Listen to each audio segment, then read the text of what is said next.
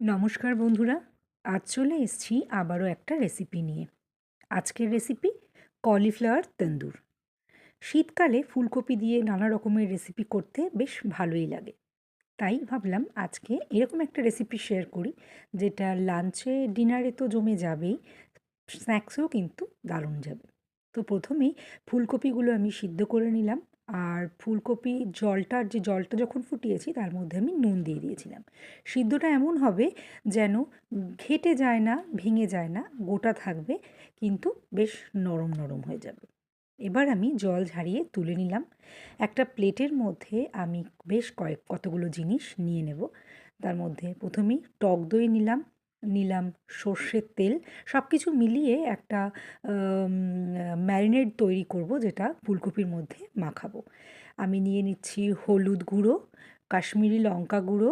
কাশ্মীরি লঙ্কাটা দিলে রঙটা বেশ খাসা হয় একদম।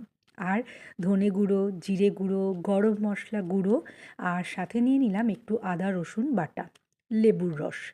সবগুলোই একদম তন্দুরের জন্য পারফেক্ট জিনিস, আর ঘরেই পাওয়া যায় সব কিছু।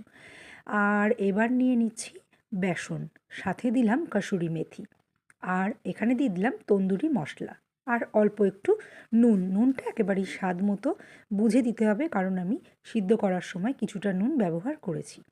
ভালো করে মিক্স করে নিলাম মশলাগুলো।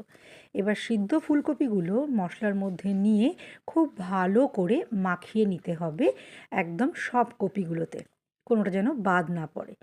ভালো করে কিছু সময় ধরে আমি মাখিয়ে নিলাম কপিগুলো। এবার 10 মিনিটের জন্য সাইডে রেখে দিয়েছিলাম। তারপরে একটা প্যান গরম করে তার মধ্যে আমি কপিগুলো নিয়ে নিচ্ছি।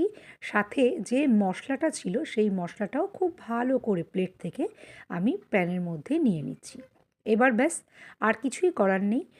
গ্যাসের ফ্লেম মিডিয়াম টু হাই, একটু দেখে বুঝে যেন পুড়ে না যায়, পুড়ে যাওয়ার মুহূর্তে একটু কমিয়ে দিতে হবে, আবার একটু বাড়িয়ে দিতে হবে, এইভাবে কালারটা আসা পর্যন্ত রান্না করতে হবে।